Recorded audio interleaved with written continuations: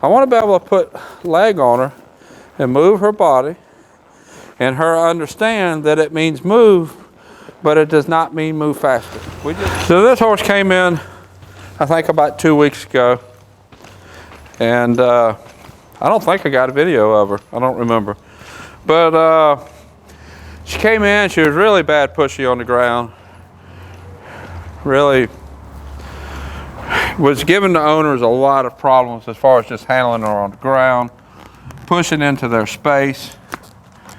When they would go to get on her, she would just run off with them.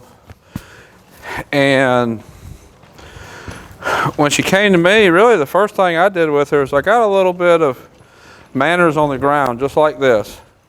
I'm leading her around. When I started, I wasn't doing it off the rein in the bit. I was on the halter in the lead rope. Just leading her around like I have someplace to go. And notice she's behind me. I don't like to lead side by side like this. I don't like to lead this way. I'm going to get out in front. I'm going to be the leader. They're going to be the follower. I'm going to be the leader. And we're going to have someplace to go. I'm going to walk like I got someplace to go. And every time I feel pressure on this, I'm going to change directions. Go over here. Give her a little pull right there. She didn't turn with me. And by doing this, I'm establishing a little bit of a leader-follower relationship with her. And when I did this with her, 90% of the other issues just went away. So let's go over here and we'll get on her. I'm always going to start with my circles, and she is a good example of why that's so important. And just walking from out the barn to in here, just doing some circles, has got her mind more in tune to being more willing to do what I ask her to do. She's willing to stand now. I'm not sure why I didn't get a video earlier. I normally get a video in the beginning. I'm not sure why I didn't. But anyways, I'm not going to just get right straight on. I'm going to stand here a minute, make sure that she's relaxed, and then I'll step up there and we're going to go into circles first, just like usual. Make her wait for me to sit down, get my foot in the stirrup, and we're just going to sit here. She walked off. I'm going to bring her in a circle. I'm going to ask her to stop. We're not going to go off until I say we're going to go. Notice I'm not just pulling straight back. I'm pulling her head to the side and then putting contact. Let's get her turned around so you can see a little better. When I stop her, I'm not stopping her with her head straight and pulling straight back. She has all the leverage where she could just run through the bit. I bring her head to the side and then make contact on both reins. See the difference right there? She's bent. Then I can get her listening to me a little bit better. I take her leverage away and have her weight on me. I can do that bent either direction, to the right or to the left. Make her weight on me. See how her attention is going off? Now I'm gonna put her in some circles. Now I'm gonna put her to work. Get her attention on me, doing what I ask her to do. So all I'm going to do is I got her head to the side, we're going to walk a circle. Walk a couple of circles.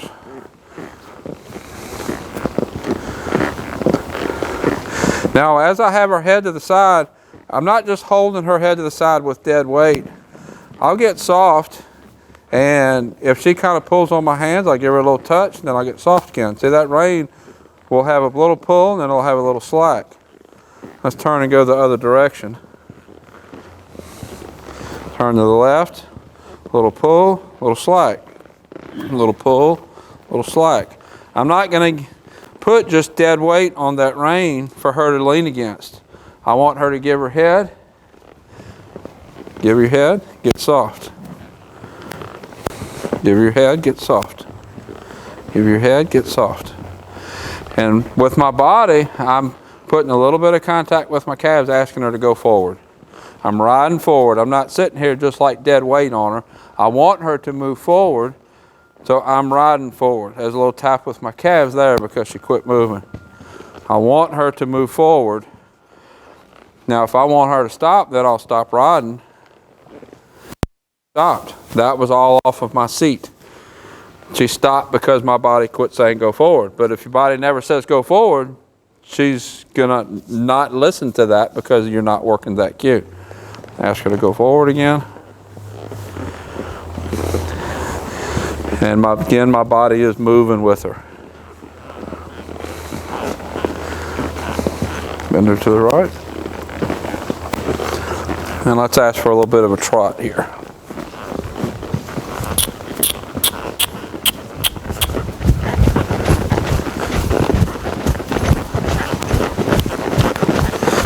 Get her feet moving. She's a little bit counterbent there. I'll get her straight here in just a little bit. Get her body moving a little bit. Her ears are like antennas flicking around back and forth. She's aware of everything. She sees that open gate. She wants to go over the gate. I'm left rein. Keep sending her forward with my legs. She's wanting to go where she wants to go, but she's not really being too belligerent about it. I'm going to keep showing her where I want to go. Right leg there. Left rein, right leg. Let's keep going this way. There we go.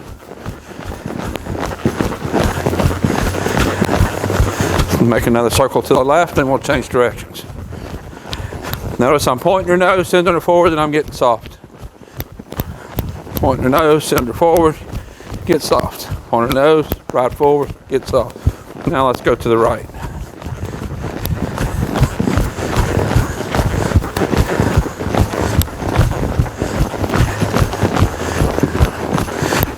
I need a little bit better control of her body. Moving her shoulders around, right rein, left leg, right rein, left leg. She's just kind of sloppy with how she's using her body.